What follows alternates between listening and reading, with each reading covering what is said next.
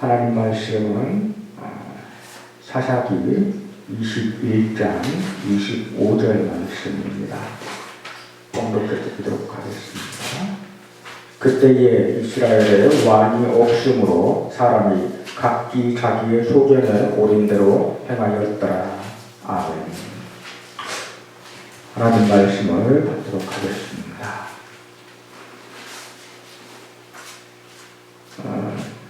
매튜 헨리라는 성경 주석가이자 장로교 목사님이셨던 분이 남긴 말이 있습니다. 우리가 완전한 세상에 가기 전까지는 결코 완전한 인간이 될 수 없다라는 말씀을 우리에게 남기셨는데요. 그 말씀은 우리가 성경을 보면서도 계속해서 확인을 할 수 있습니다. 성경에 나오는 많은 인물들 그리고 많은 어떤 백성들, 어떤 나라의 백성들, 그들의 어떤 삶을 돌아보면 이렇게 보게 되면, 야, 정말 완전한 인간은 될 수 없구나. 이 땅에서는 그것을 우리가 확인하게 됩니다. 여호수아서를 우리가 지난 시간에 봤는데, 여호수아서의 그 마지막 부분에 여호수아가 그의 생 마지막 순간에 이스라엘 백성들에게 남긴 당부의 말이 있습니다. 그 당부의 말을 간단하게 우리가 이렇게 생각을 해보면 이렇습니다. 너희는 오직 하나님 여호와만 섬기고 그분의 뜻만 따라라 라는 것이 여호수아가 이스라엘 백성에게 남긴 마지막 당부입니다. 그 당부에 이어서 바로 나오는 것이 바로 사사기입니다. 그래서 우리가 순서상으로 볼 때 여호수아가 그토록 간절하게 오직 하나님 여호와만 섬기고 그분의 뜻만 따라라 라고 당부를 하고 사사기로 들어갔다면, 우리는 사사기에 나오는 이스라엘 민족은, 이스라엘 백성들은 참으로 신실하게 하나님의 말씀을 따르는 백성으로 나올 거라는 기대를 가질 수도 있습니다. 그런데 참 안타깝게도 사사기를 통해서 보여지는 이스라엘 백성의 모습은 참담하게 그지가 없습니다. 이스라엘 백성은 결코 하나님을 온전히 섬기지 못하고 하나님의 뜻을 온전히 따르지 못하는 모습을 사사기를 통해서 우리에게 보여주게 됩니다. 먼저 사사기 1장부터 2장까지는 서론에 해당되는 부분입니다. 그 부분에 보면 하나님께서 이스라엘 백성에게 얼마나 놀라운 복을 허락하셨는지를 우리에게 보여주게 됩니다. 먼저 애굽의 그 압제에서 구원하시고, 그리고 광야의 그 힘든 길을 하나님께서 먹이시고 입히시고 채우시면서 이렇게 인도하시고, 그리고 가나안 땅에 들어가게 하시기 위하여서 요단강을 건너게 하시고, 그리고 그 가나안 땅에 들어갔을 때에 가나안을 정복하기까지 하나님께서 모든 것을 앞서서 행하심으로 그 모든 것이 가능하게 그렇게 인도하시고 그 보호하시는 그 모든 은혜를 주셨음을 우리에게 보여주게 됩니다. 그리고 사사기 2장 1절을 통해서 내가, 하나님이 말씀하시는 겁니다. 하나님이 천사를 통해서 이제 그 말씀을 주시는데, 내가 이스라엘 너희와 맺은 그 언약을 단 하나도 내가 어기지 않고 끝까지 내가 지킬 것이다라는 약속을 주십니다. 이미 주신 약속을 다시 한번 강조해서 잊어버리지 말라고 그렇게 알려주시는 거죠. 근데 이 언약에 대한 다시 확인해 주시는 그 하나님의 그 말씀은 하나님께서 이렇게 하실 거다라는 것으로 끝나는 것이 아니고, 그 이면에 이스라엘 백성에게 주시는 명령이 그 안에 포함되어 있습니다. 내가 결코 맺은 이 언약을 어기지 않을 것이니, 내가 끝까지 지켜줄 것이니, 너희 또한 여호수아가 말한 것처럼 너희도 오직 하나님 여호와 나만 섬겨야 되고, 오직 내가 너희에게 준 그 명령만 너희가 지켜 행해야 된다. 나의 언약만 너희가 너희의 언약으로 소유해야 된다. 내 언약 이외의 다른 언약을 너희가 소유해서는 안 된다라는 그러한 명령이 그 안에 포함되어 있습니다. 그렇게 당부하고 그렇게 반복해서 강조했음에도 불구하고 이스라엘 백성은 하나님 앞에 온전하게 살아가지를 못합니다. 하나님께서 이스라엘 백성에게 가나안에 들어가는 그들에게 하나님께서 명령하십니다. 그 땅에 들어가거든 그 땅에 거하고 있는 가나안 족속을 너희가 진멸해라. 여기서 이 진멸하라는 그 명령을 통해서 많은 사람들이 시험에 드는데 그 이유는 이렇습니다. 하나님 너무 잔인한 하나님입니다.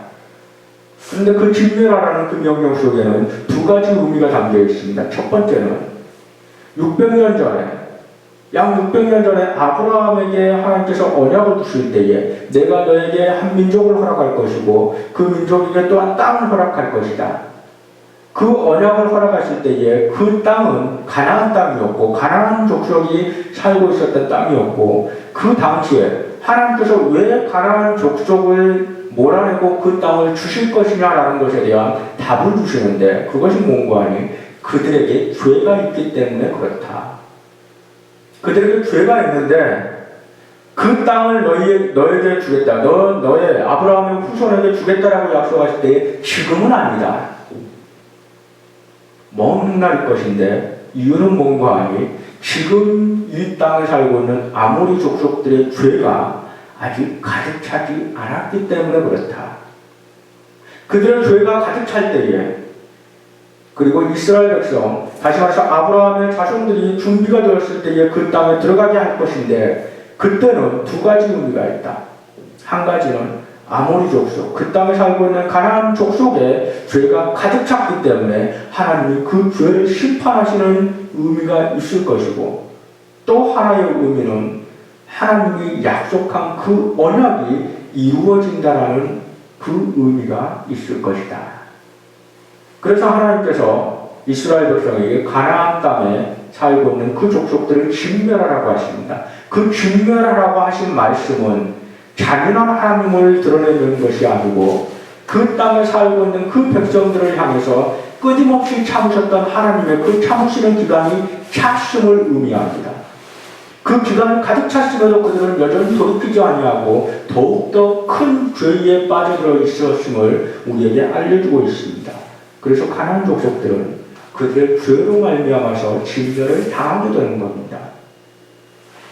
그리고 이스라엘 백성들에게 특별히 진멸하라고 했을 때에 하나님께서는 또다시 이스라엘에게만 주어지는 두 가지 의미를 부여하시는데 다 한 가지는 아브라함으로부터 약속했던 그 언약이 이루어지는 것을 의미하고 있고 또 한 가지는 반드시 진멸해야지만 가나안 족속이 하나님 앞에 죄지었던 그 악이 다시 가나안 그 땅을 차지할 이스라엘 백성에게 이어지지 않게 될 수 있기 때문에 진멸하라고 했던 것입니다.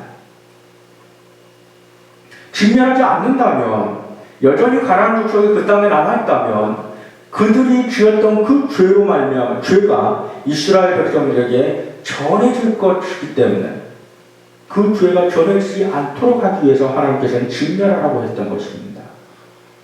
그런데 이스라엘 백성은 그 명령을 지키지 못합니다. 그래서 이스라엘 백성들은 하나님께서 진멸하라고 했던 그 가나안 족속을 진멸하지 못합니다. 안 합니다. 남조롭게 되죠. 그래서 그 상태에 대해서 하나님께서 사사기의 일부를 통해서 이렇게 말씀하십니다.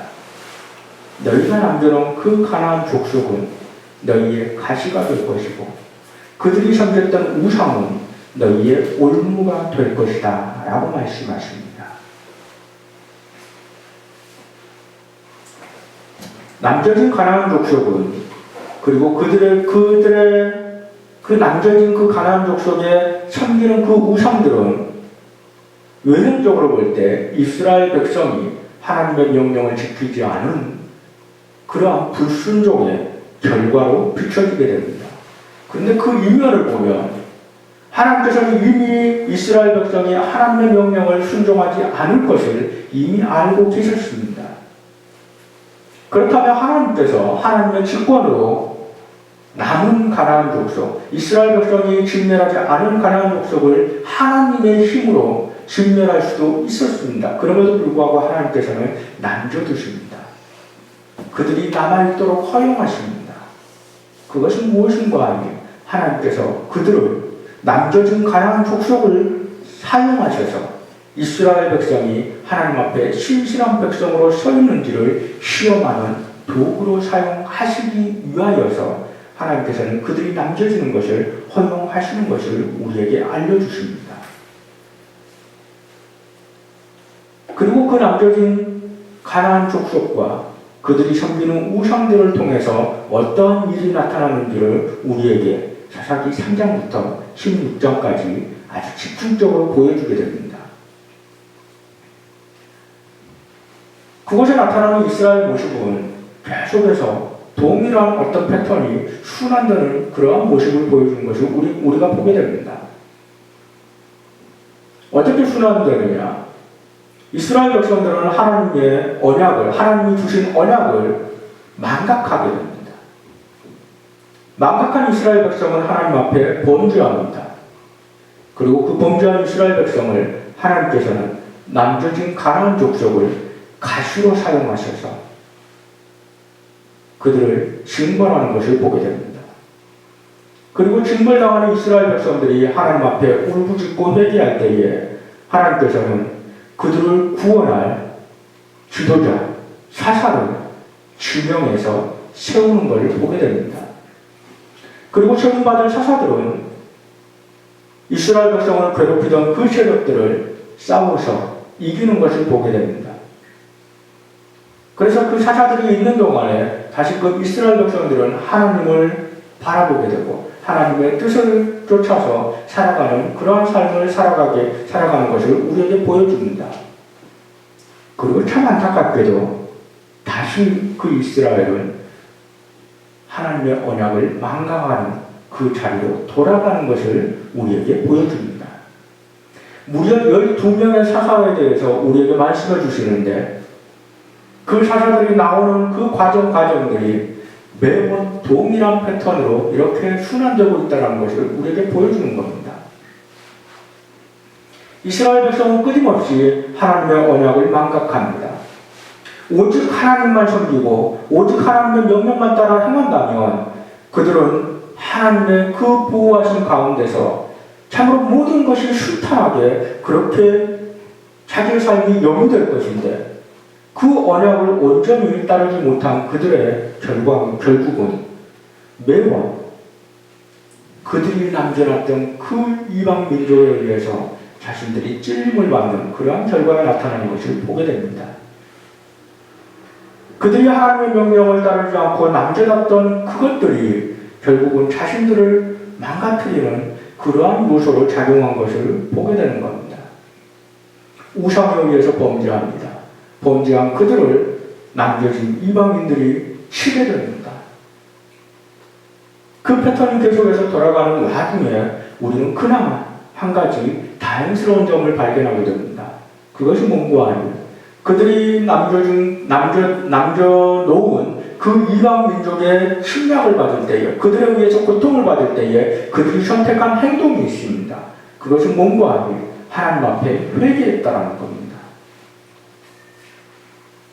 그들이 회개했다라는 것에서 우리는 희망을 발견하게 됩니다. 회개라는 것은 그들이 아직도 하나님의 백성이라는 한 가지 증거가 되는 겁니다. 하나님의 백성이 아닌 자들은 하나님을 떠나는 것을 선택합니다. 더욱더 죄를 향해서 달려가고 더욱더 하나님을 대적하게 되고 나에게 이런 고통을 주는 하나님이라면 내가 섬길 필요가 없는 하나님 또는 이미 하나님은 죽었어. 하나님은 더 이상 살아계시지 않아. 라는 결론을 내리고 떠나간다면 그것은 하나님의 백성에서 이제 하나님의 백성의 그 영역에서 이제 벗어난 그런 버림받은 백성이겠지만 그들은 그렇게 죄를 짓고 그렇게 하나님을 대적하다가도 결국에는 하나님 앞에 회개하고 돌아오는 모습을 보였음을 우리는 보게 됩니다. 그리고 그렇게 회개하고 돌아왔기에 하나님께서는 그들에게 은혜의 손길을 베풀어 주십니다. 사사를 보내셔서 그들을 압제하고 그들을 괴롭혔던 그 세력들에게 하나님은 구원의 손길을 허락하십니다. 그런데 중요한 것은 이 사사들을 우리가 살펴보면 그들 안에 완전함이 있지 않다는 것을 우리는 보게 됩니다. 그들은 그들 스스로가 완전하지 못합니다. 일단 출생 자체도 완전하지 못하고 그들의 어떤 상황 자체가 완전하지가 못합니다. 사사들을 살펴보면 살인자도 있습니다. 그리고 사생아도 있습니다. 그리고 그 안에 그 당시에는 유대 민족의 그 문화 속에서는 사람으로 쳐주지 않는, 인정해주지 않는 그래서 결코 지도자로 인정해줄 수 없는 여자가 그 안에 포함되기도 합니다. 그리고 나시린이라고 세워놨더니 그 나시린은 하나님 앞에 참으로 문란하기 그지없습니다. 근데 그런 사람들을 사사로 세워놨는데 그들에 의해서 어찌하였든지 간에 이스라엘 백성은 구원을 받습니다. 그러나 구원받는다 할지라도 그들의 구원은 완전하지가 않습니다. 그들은 단지 이스라엘 전역이 아니고 압제받는 일부 지역에만 그들의 구원의 손길에 그 영향력을 미칠 뿐입니다. 그리고 그것을 구원했을지라도 그 구원은 영원토록 지속되는 것이 아니고 자신들의 살아있는 동안만 그 구원의 영향력이 미칠 뿐입니다. 사사들은 결코 완전하지가 않습니다. 우리가 여기에서 생각해야 될 부분이 있습니다. 하나님께서 은혜를 내려주실 때에 그 은혜를 내려주시는 그 방편, 그 은혜를 내려주기 위해서 사용한 그 통로는 결코 하나님을 대신할 수는 없다는 사실을 우리는 분명히 알아야 됩니다. 너무나 많은 순간 우리가 성경을 볼 때에 우리는 인물에 집중하게 됩니다. 사사기를 볼 때에 너무나 많은 사람들이 사사라는 그 한 인물에 집중을 합니다. 그래서 사사를 본받자 사사가 너무나 이 사사의 어떤 대단한 점들을 부각시키는 그러한 상황에서 맺어버리는 겁니다. 더 나가야 되는데 더 나가지 않고 그 사사라는 인물에 집중함으로 끝내버린다는 겁니다. 우리는 분명히 알아야 됩니다. 사사는 완전하지 않습니다. 우리가 봐야 될 것은 완전하지 않는 그 사사를 통해서 구원하셨던 궁극적인 힘, 그것을 소유하고 계신 하나님을 바라봐야 된다는 겁니다. 오늘 살아가는 믿음의 백성들이 저지르는 잘못 중에 하나가 이겁니다. 목사가 마치 하나님의 그 능력을 소유하고 있고 하나님의 말씀을 목사의 말씀으로 소유하고 있고 그래서 목사가 소유하고 있는 능력과 그 말씀으로 사람을 구원할 수 있는 것처럼 착각해버리는 일이 오늘날 많이 벌어지고 있습니다.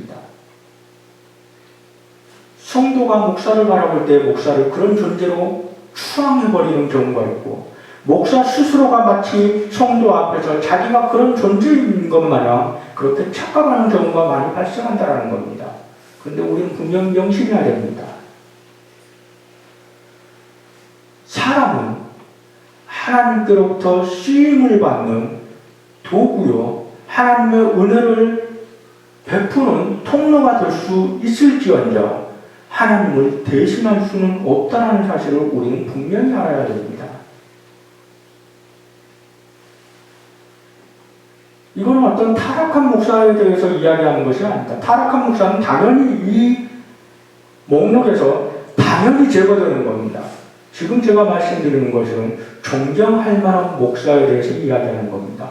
존경할 만한 목사라 할지라도 그는 하나님을 대신할 수 없다는 겁니다. 모든 사람은 결코 완전할 수가 없습니다. 그 완전할 수 없음을 근거로 해서 없음은 결코 그가 하나님을 대신할 수 없다는 것을 의미하기도 합니다. 그래서 우리는 아무리 존경할 만한 어떤 인물이 있다 할지라도 그 안에 포함되는 그 불완전함으로 인해서 우리는 완전한 하나님의 나라를 보게 되는 것이고 완전한 하나님 당신을 보게 되는 겁니다. 우리가 사사들을 통해서 이 사사들의 그 사역을 통해서 우리가 이루어야 될 결론도 그렇습니다. 사사들이 구원을 했고 사사들의 그 어떤 싸움을 통해서 이스라엘 백성을 그 이방 민족의 압제로부터 구원한 그런 놀라운 역사를 그들로 인해서 이스라엘 백성들에게 선물했지만 그럼에도 불구하고 그들이 완전한 사람이 아니라는 것을 우리는 그 안에서 발견해야 된다는 겁니다. 우리가 봐야 되는 것은 그 사사를 통해서 이스라엘 백성을 구원하시기로 작정하시고 실제로 그렇게 하셨던 하나님을 결과적으로 바라봐야 된다는 겁니다. 이 모든 연약함을 통해서 우리가 궁극적으로 바라봐야 될 것은 하나님께서 완전한 왕으로 허락하실 바로 그 예수 그리스도를 봐야 되는 겁니다. 사사들의 역사를 통해서 우리에게 이렇게 끊임없이 그 연약함을 드러내는 이스라엘 백성의 그 역사를 보여주다가 이제 사사기 후반에 들어가서 결론적으로 사사기 17장부터 21장까지 이르기에 결국 인간이 처해지는 처참한 광경을 우리에게 보여줌으로 사사기를 마치게 됩니다. 그곳에 보면 이스라엘 백성이 결국 선택하는 그 상황을 우리에게 설명해 주는데 그 안에서는 더 이상 회개의 장면이 나오지 않습니다. 사사기 16장의 삼손의 죽음을 이유로 해서 더 이상 이스라엘 백성들의 회개의 모습이 나타나지 않습니다. 그런데 그들의 죄는 점점 더 심각해지는 것을 우리에게 보여줍니다. 죄는 점점 심각해지는데 회개는 보이지 않습니다. 그리고 그런 그들의 모습의 결론이 바로 오늘 우리가 읽었던 이 설교를 위해서 읽었던 21장 25절의 말씀입니다. 그들에게 왕이 없어서 그들은 각자 자기의 소견에 옳은 대로 행하였더라 라고 결론을 내리고 있습니다. 그들에게 왕이 없어서 그렇다고 한다면 과연 왕이 있으면 이런 문제가 일어나지 않겠느냐? 사사기를 넘어서서 이제 사무엘 상하 이제 그 다음 이렇게 그 책으로 성경책으로 넘어가게 되면 이제 왕을 세우는 장면이 나옵니다. 왕의 역사가 나타납니다. 근데 이스라엘 왕의 역사를 우리가 살펴봐도 그 안에 끊임없이 죄의 모습은 나타나게 됩니다. 왕이 없어서 자기의 소견대로 행한 그들의 결과가 죄에 이른 것이었을까? 문제는 그것이 아니라는 것을 우리는 보게 됩니다. 이스라엘을 민족으로 세우시고 하나님의 국가로 세우시는 분은 하나님이셨고 이 모든 것이 하나님의 계획이셨고 이 모든 것을 이루는 것이 하나님의 인도함이었다는 것을 우리는 알고 있습니다. 이스라엘 국가는 하나님이 세우신 겁니다. 하나님이 세우셨다는 것은 하나님이 통치하시는 하나님의 왕이 되시는 신정 국가라는 것을 우리가 명심해야 된다는 겁니다. 이스라엘은 하나님이 통치하시는 나라입니다. 하나님이 왕 되시는 나라라는 거죠. 그런데 이스라엘 백성은 무엇을 찾습니까? 왕을 찾습니다. 그들이 찾는 왕은 인간의 왕입니다.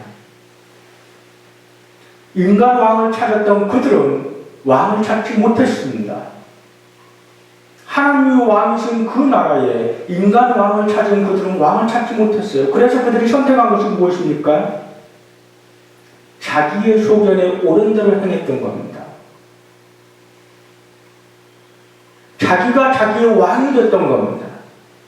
하나님이 왕이시고 하나님의 왕으로서 이 백성들이 살아갈 그 법을 주셨는데 이스라엘 백성들은 하나님을 왕으로 섬기지 못하고 그분이 법으로 주신 그 법을 지키지 않고 그들이 선택한 것은 자기의 소견이 옳은 대로 하나님의 법을 따라서가 아니고 자기의 소견에 옳은 대로 그래서 자기가 세운 자기의 법을 따라 살았다라는 겁니다. 그것이 의미하는 바는 자기가 자신의 왕이 되었다라는 것을 의미합니다. 그 결국이 바로 하나님의 심판밖에 남아있지 않다라는 것을 우리는 보게 되는 겁니다. 이 사사기를 통해서 우리가 이룰 수 있는 결론은 무엇이겠습니까? 하나님께서는 성경의 역사를 우리에게 보여주실 때에 그 역사가 무엇을 위한 역사인지를 우리에게 분명히 명시를 하고 그 역사를 보여주십니다. 우리는 분명히 기억해야 될 것이 있습니다. 성경의 역사는 우리의 죄의 문제를 해결하기 위한 역사입니다. 성경의 역사는 우리의 죄의 문제를 해결하기 위한 역사라는 사실을 우리는 분명히 인식해야 됩니다. 그 죄의 문제를 해결하기 위한 역사 가운데 우리에게 여러 가지 모양들을 보여줍니다. 아브라함의 신앙을 보여주고, 그리고 아브라함의 그 신앙을 통해서 그의 그 자손을 통해서 이루어가는 그 역사 가운데 하나님께서 율법을 주시고 제사장 제도를 주시고, 그리고 오늘 본문을 포함한 그 사사기 전체를 통해서 사사들을 보여주십니다. 그리고 이제 오늘 성경을 넘어서서 우리에게 인간 왕을 보여주실 것입니다. 그런데 이 모든 것들을 통해서 하나님께서 반복적으로 우리에게 확인시켜주는 것이 있습니다. 그게 무엇이겠습니까? 이 모든 것들로 결코 죄의 문제를 해결할 수 없다라는 것을 보여주십니다. 잠깐 해결되는 것처럼 보일지는 몰라도 그것이 완전하게 우리의 죄를 해결할 수 없다라는 것을 끊임없이 반복해서 보여줍니다. 그것을 끊임없이 반복해서 보여주심으로 우리 스스로가 우리 안에는 내 내면에는 이 죄의 문제를 해결할 수 있는 힘이 결코 없구나라는 것을 인정하게끔, 그래서 우리의 외면으로 눈을 돌리게끔 하나님께서는 이렇게 역사를 하십니다. 오늘 사사기를 통해서 우리가 다시 한번 확인해야 되는 내용이 바로 이것입니다. 하나님께서 그토록 하나님의 그 은혜를 우리에게 베푸시기 위해서 사용하시는 그 사사들을 통해서도 우리가 답을 구할 수 없다면 결국 우리가 바라봐야 되는 것은 인간이 아닌가 보다 라는 결론을 우리가 내리기를 바라신다는 겁니다. 하나님과 하나님의 백성들이 맺은 언약이 있습니다. 하나님께서 구원하시겠다, 하나님께서 이루시겠다라고 하셨던 그 언약은 오직 하나의 근거에서만 우리가 신뢰할 수 있습니다. 그것은 무엇인가 하니 바로 하나님의 신실하신 약속에만 우리가 신뢰할 수 있습니다. 우리가 능력이 있다라는 것, 내 안에 있는 능력, 또는 우리 인간이 소유하고 있는 어떤 정치적인 어떤 그런 결과물들, 정치력이 갖고 있는 어떤 파워, 힘, 그런 것이 하나님과 인간이 맺은, 하나님의 백성이 맺은 그 언약에 대한 신뢰를 확보해주는 그러한 통로가 아니고, 그것으로는 도저히 이 언약을 이룰 수 있는 근거가 발생하지 않는다는 것을 우리는 자꾸 확인하게 된다는 겁니다. 인간에게는 아무것도 우리가 발견할 수 없다는 겁니다. 하나님과 하나님의 백성의 언약을 우리가 긍정적으로 반드시 이루어질 거야, 우리에게는 반드시 저것이 이루어져서 우리는 반드시 하나님의 백성으로 살아가게 될 거야 라고 신뢰하게 되는 그 근거는 오직 하나님께만 있다는 겁니다. 오늘 우리가 이 사사기를 통해서 내려야 될 결론은 이렇습니다. 그들에게 왕이 없어서, 다시 말해서 우리들에게 왕이 없어서 죄의 문제가 발생하는 것이 아닙니다. 문제는 왕 되신 하나님을 왕으로 인정하지 않아서 그 문제가 우리 가운데 여전히 있는 것입니다. 만약에 우리가 하나님을 우리의 왕으로 온전히 인정하고 하나님이 우리의 왕이 되시게끔 우리가 우리의 모든 삶을 하나님 앞에 내려놓고 하나님께서 우리에게 주신 그 법을 따라서 우리가 살기로 작정하고 실제로 그렇게 살아간다면 우리의 삶에 있어서 죄의 문제는 점점 사라지게 될 겁니다. 그런데 여전히 우리가 죄의 문제를 안고 여전히 우리가 죄의 문제에 우리가 얽매여서 그렇게 살아가고 있다면 그 문제는 우리에게 왕이 없기 때문이 아니라는 겁니다.